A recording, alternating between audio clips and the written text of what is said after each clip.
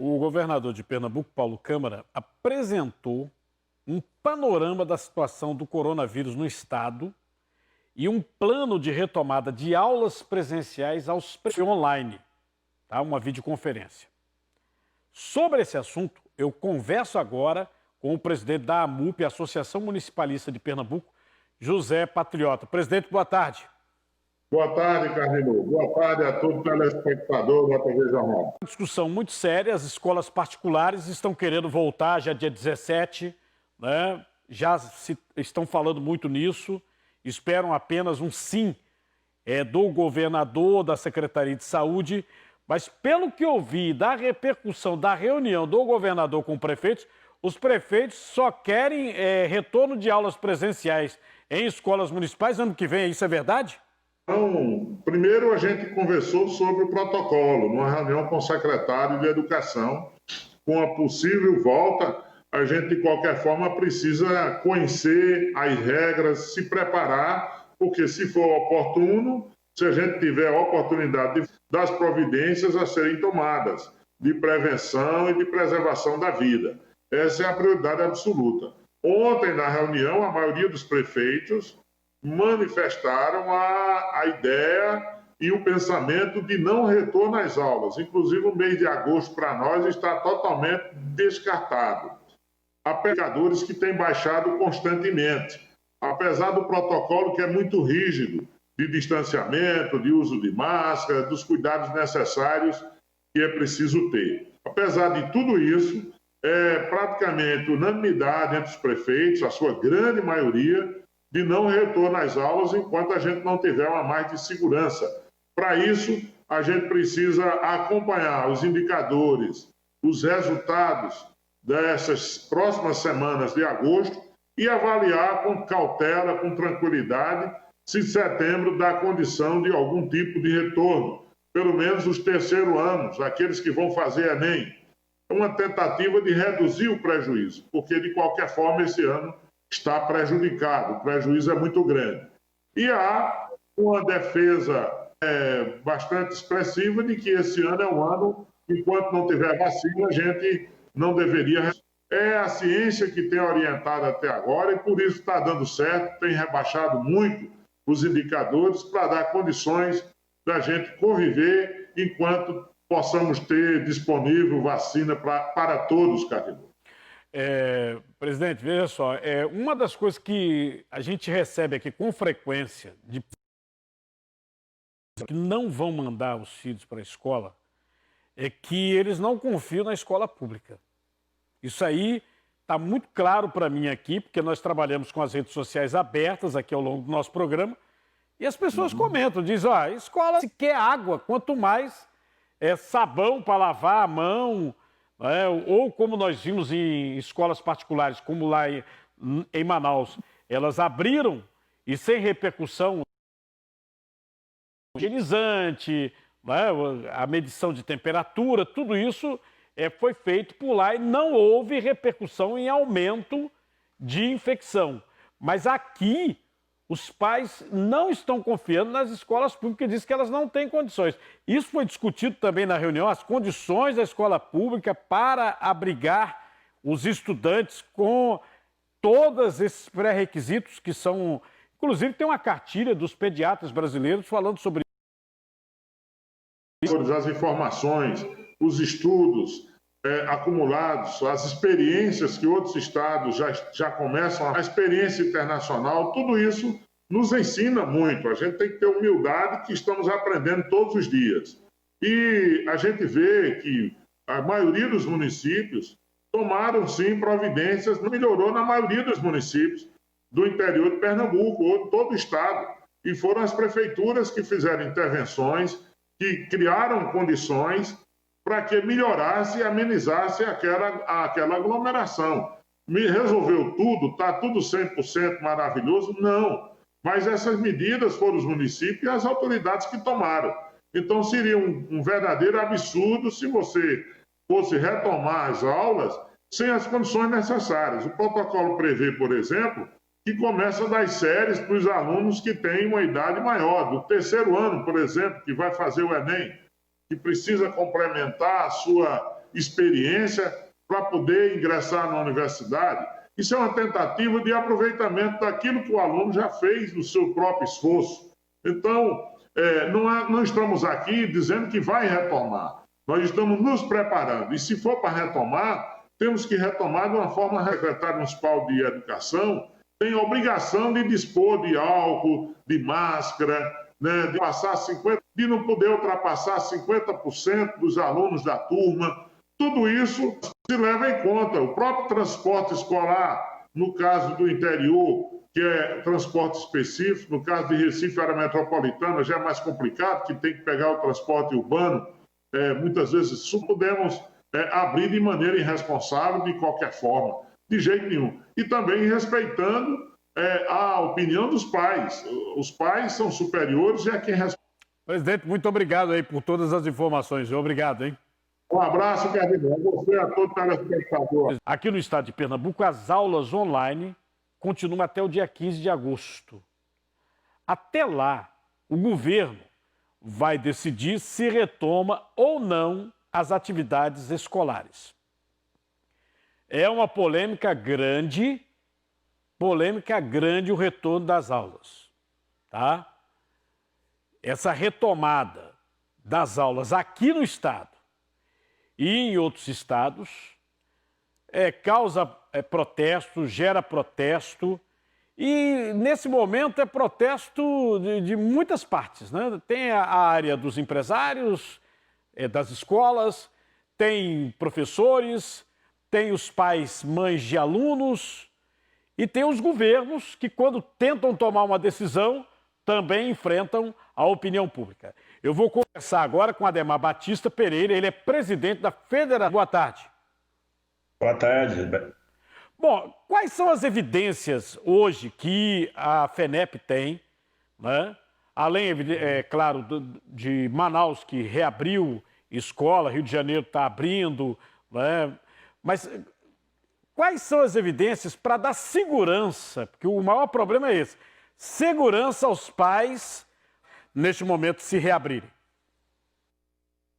Olha, Cardinal, nós temos um plano já, né, desde final de abril, que a gente chamou de Plano de Retorno das Atividades Presenciais.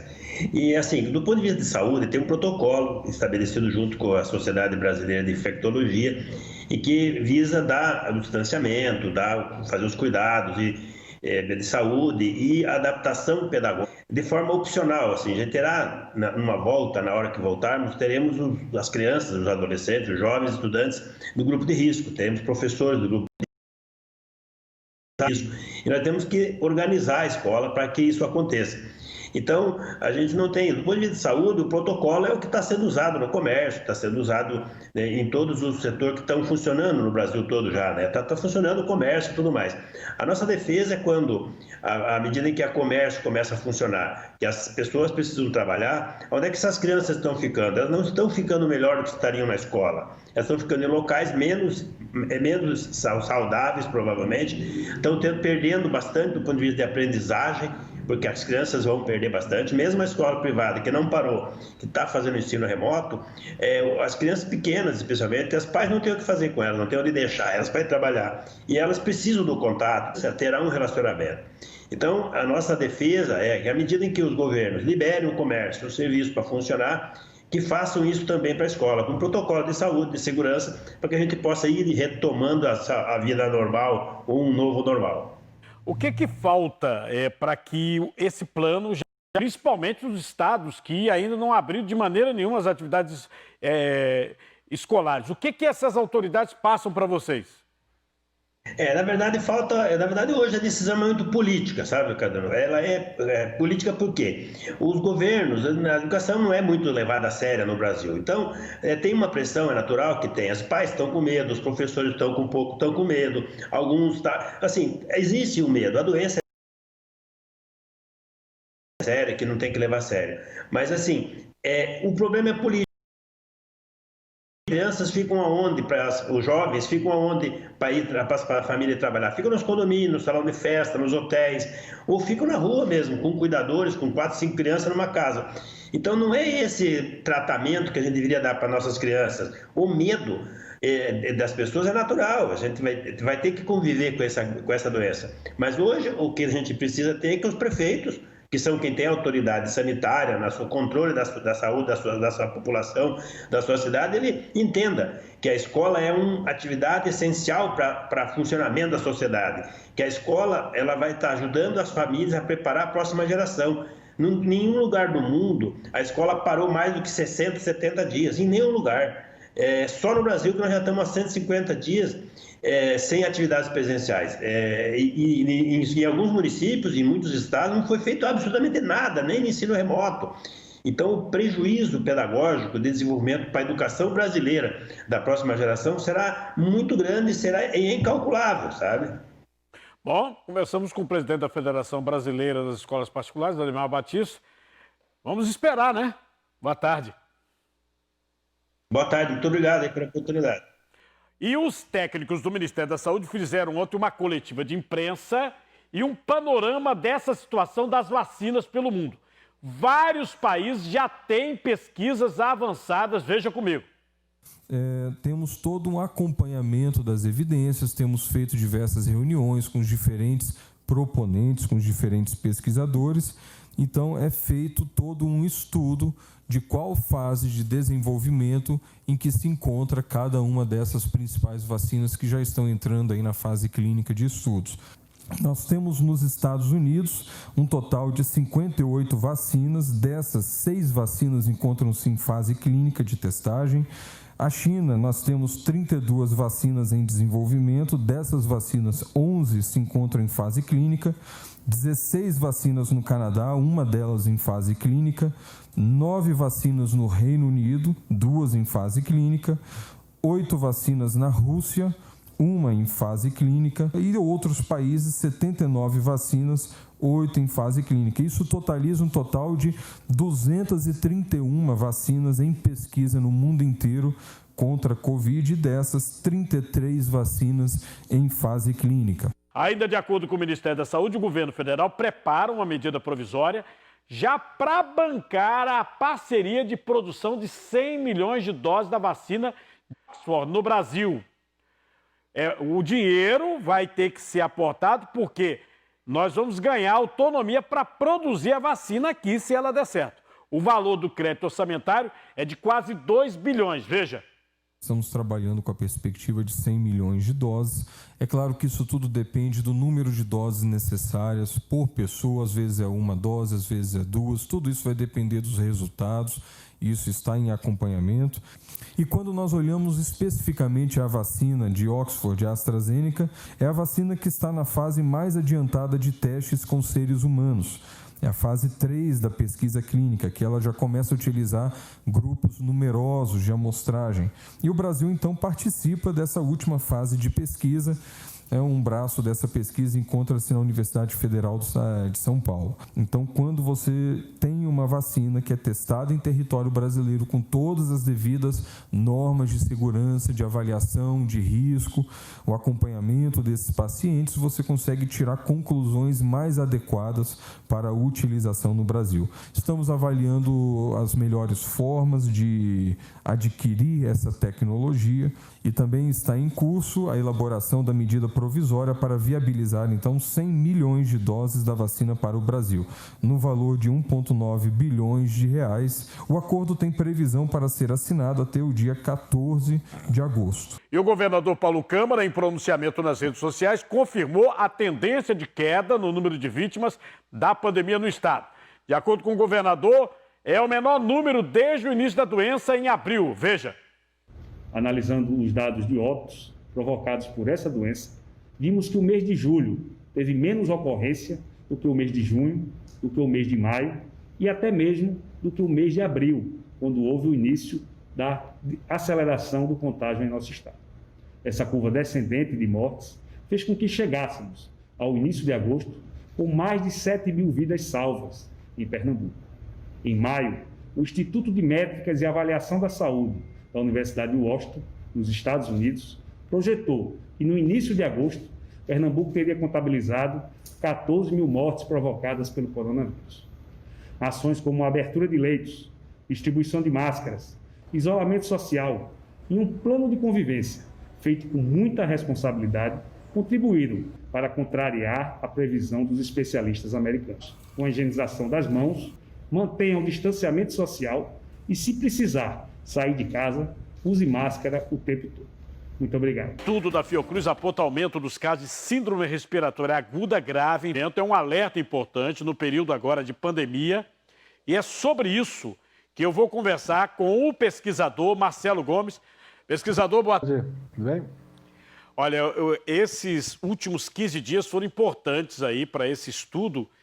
E por que a gente pode afirmar isso? Então, nós observamos, né, que nas últimas semanas, alguns estados que já estavam apresentando uma tendência de queda, né, há várias semanas aí, semana após semana, tendo um número de novos casos, estão dando sinais agora de que podem estar atingindo uma estabilização ou até voltando a crescer esse número de novos casos, né? Então, isso preocupa. Nós temos ainda diversos estados que ainda estão em fase de crescimento e alguns que estavam em queda, agora dando sinais que podem estar talvez voltando aí a começar a crescer. Então isso preocupa bastante. O problema por aqui. Não, e se a gente olha o mapa do Brasil, né, principalmente sobre o mapa do Nordeste, se puder, bota aqui para a gente só dar uma olhadinha. A gente pega o início da pandemia, né, o único estado que permanece em cima, e há já alguns estudos aí, estou falando até da questão, o fator genético, né, mas é o Ceará. Depois, nós caímos, Bahia estava lá embaixo, subiu, né? Tem estado que está, nesse momento, eu acho que está, nesse momento, entrando realmente no clímax da pandemia e tem estado que está saindo, né? O Brasil é muito grande, né? Perfeitamente, é exatamente isso. Nós temos uma... né? É exatamente isso que tu colocaste. Enquanto alguns estados estão em queda, outros ainda estão em fase de crescimento, uns recém chegaram no pico, completamente dinâmico, bastante complexo, né? E justamente por isso que a gente precisa de ações coordenadas. Está aí conduzindo da melhor maneira possível, né? E evitando possíveis retomadas, né? Isso é bastante importante no Ceará, como tu colocaste. É um desses estados que nós vemos essa possibilidade agora de uma retomada no crescimento, né? Inclusive em Fortaleza, né? Na capital. Nós vemos uma tendência que pode ser de estabilização ou volta do crescimento. E Pernambuco, em particular, embora os sinais ainda sejam de uma possível queda ainda, na capital, no Recife, já tem sinal de poder estabilizar. Ou seja, de passar já da queda para uma nova fase de estabilização, podendo se traduzir nas próximas semanas em uma retomada do crescimento novamente. Então, é importante a gente estar muito alerta, saber que o problema ainda não acabou, portanto, a adesão ao distanciamento, uso de máscara, né, e que fizeram justamente que a gente chegasse nesse período de queda, elas ainda são necessárias, tá? Porque senão volta a crescer. Pelo que o senhor observa, nesse momento, né, com tantos hospitais inaugurados e mais médicos contratados, né, máscaras, EPIs, respiradores, nós estamos preparados para esse aumento das chamadas síndromes respiratórias graves, não? Então, preocupa o nosso comportamento, né, de achar que, porque alguns estados começaram a ter essa queda, o problema já acabou. Isso é o que mais preocupa, né? Como é que nós vamos nos colocar daqui para frente? Por quê? Porque não foi a evolução natural da doença, né, que ocorreu no país. Nós tivemos o comportamento dela. Por quê? Porque nós fizemos distanciamento, nós fizemos adesão à máscara. Isso fez com que a curva mudasse.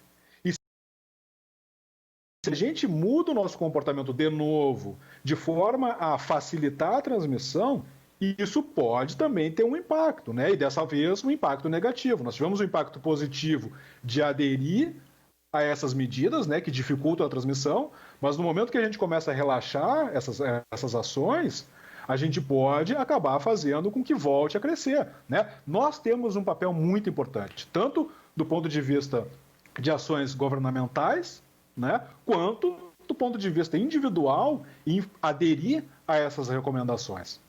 Marcelo Gomes, olha, muito obrigado pela entrevista, viu? Boa tarde. É um prazer falar com vocês. Uma boa tarde, um bom trabalho. Prazer meu. A questão é da volta às aulas, os preparativos também que o Estado, as prefeituras estão fazendo, porque acabamos de conversar com o Zé Ricardo, presidente do Sindicato das Escolas Particulares, e as escolas particulares, elas vêm se preparando, é o que ele informou, para que no momento em que o governo autorize o retorno, esse retorno seja feito com todo o critério, álcool em gel, lavatórios, tapetes higienizantes e também o distanciamento social. Está conosco o secretário de Educação e Esportes do Estado, Fred Amanso. Doutor Fred, boa tarde para o senhor. Boa tarde, Cardinô. Boa tarde para todos. Obrigado pelo convite. E é possível esse retorno das aulas presenciais ainda no mês de agosto, secretário? Não temos ainda, Cardinô, a definição, né, das datas, né, de retomada lembrando sempre que quando a gente fala de educação, né, nós teremos calendário, essas etapas de retomada para o ensino superior, né, para os cursos livres, né, que são cursos de línguas, cursos de formação e qualificação profissional e tantos outros cursos, o ensino fundamental e o ensino médio. Né, o Comitê de Enfrentamento à Covid do Estado, né, que é formado por várias secretarias, pelo governo, né, de retomada das diversas atividades e também, no caso especificamente, também da educação. Então, o comitê deve estar esse início, fechamento do mês de julho, esse início do mês de agosto. Né, a nossa expectativa é poder divulgar esse calendário até o dia 15 na escola, mas isso não significa que as aulas vão começar logo de imediato, não. A gente vai anunciar a uma data, né? Mas não é que vai anunciar num dia e no dia seguinte começam as aulas, não. Mas a nossa expectativa é que antes do dia 15 a gente esteja anunciando, né, esse calendário de retomada. A gente fala muito do calendário de retomada porque vai ser em várias etapas, né, Cardinô? A gente tem falado muito sobre isso, que é muito importante a gente fazer um acompanhamento, um monitoramento, né, para que isso seja com muita tranquilidade, com monitoramento permanente das nossas autoridades de saúde, né, em benefício dos nossos estudantes. É importante a volta deles para o dia a dia da escola, mas é claro que isso tem que ser feito, né, sempre em conjunto com as orientações. Sobre essa questão das etapas, inclusive é uma das expectativas das escolas particulares, pelo que disse o presidente do sindicato, o Zé Ricardo, essas etapas poderiam acontecer primeiro Recife, ou primeiro a região metropolitana. A proposta que nós desenhamos não é uma proposta que cria diferenças nem entre público e privado e nem entre regiões, né, que todas elas voltassem ao mesmo tempo. No caso especificamente das regiões, pode ser que a gente estabeleça um cronograma para todos voltarem ao mesmo tempo, uma determinada data para iniciar esse processo, mas é claro, se uma determinada região, né, acontecendo agora, né, nas outras etapas, você viu que no comércio, algumas regiões daqui do estado, estavam com números maiores, eles começaram um pouco depois.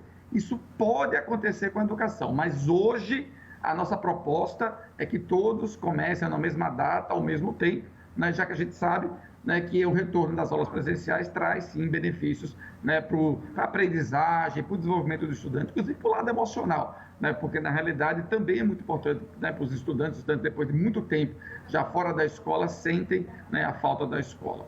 Eu acho que a coisa mais importante que o senhor disse né, nas suas últimas entrevistas foi exatamente isso, que o objetivo não é fazer a distinção entre escola particular, escola pública, não é?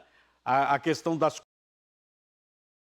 também não são todas, algumas têm, e que algumas escolas dos municípios e do governo podem não ter neste momento, mas tentar equalizar, né? Ou seja, o objetivo é que todo mundo comece a aula junto, dependendo, é claro, de umas condições. É isso, secretário?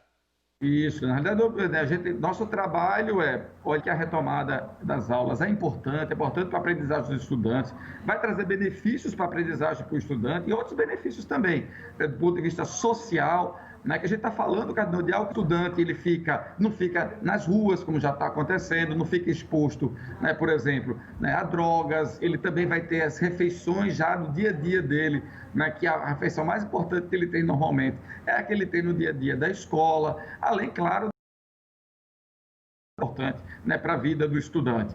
Mas é claro, novamente, seguindo as orientações, né, da área de saúde, né, que vai estabelecer para a gente as datas, que é possível a gente começar esse processo, mas a gente está pensando que eles sejam no mesmo período e também para todas as regiões do estado. Agora, no caso das regiões, pode acontecer de chegar na data, né, a gente torce para que os números melhorem de uma forma geral no estado como um todo, como já vem acontecendo, para que a gente possa retomar, quando a gente estabelecer uma primeira etapa de retomada ela seja válida e possa acontecer em todo o estado, coisa que vai acontecer da noite para o dia, vai começando em etapas, a gente vai monitorando, os pais vão acompanhando, ganhando confiança no processo, e a gente vai com muita tranquilidade retomando. Então não é uma coisa de volta no dia seguinte, todo mundo vai correndo para a escola, não é nada disso.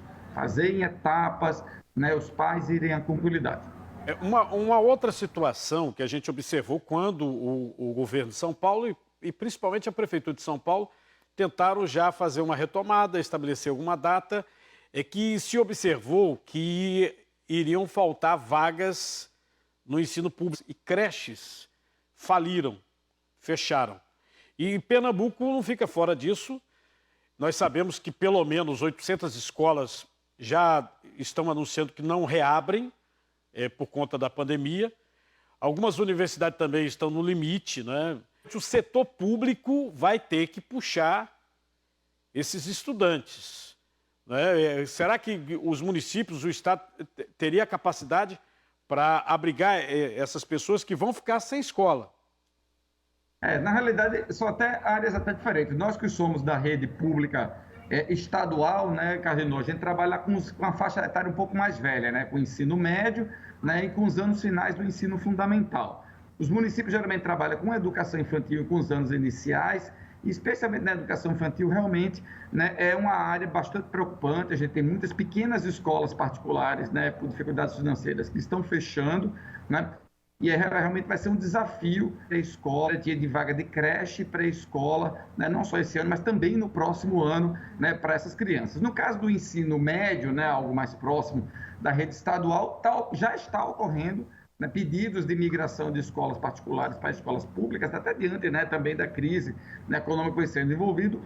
É uma quantidade que nós conseguimos administrar ainda bem na rede estadual, porque na rede estadual nós temos assim, ociosidade de vagas, né, mas a gente, claro, vamos ter que observar esse processo até o final do ano, porque também teremos um desafio também na mudança do ano, né, para o ano de 2021, né? No caso da rede estadual, como eu disse, quando a gente tem uma ociosidade de vagas, a gente consegue absorver os estudantes, mas teremos aí alguns desafios, sim, para as redes municipais diante desse problema de que esse período longo de fechamento, algumas escolas particulares, né, especialmente aquelas que trabalham com educação infantil, né, com as faixas etárias, né, com crianças mais pequenas, realmente estão passando por um momento difícil, algumas delas estão fechando, né, mas isso aí realmente é um desafio grande, né? Mas, como eu disse, dos mais velhos, acho que a gente vai conseguir administrar bem, nos mais novos teremos alguns desafios, né, que as redes municipais vão ter que enfrentar, né, para o próximo ano, que diz respeito à educação pública. Bom, secretário Fred Amâncio, olha, muito obrigado, muito grato pela entrevista, hein? Obrigado, Carlinhos, obrigado pela oportunidade, estamos sempre à disposição. Um abraço.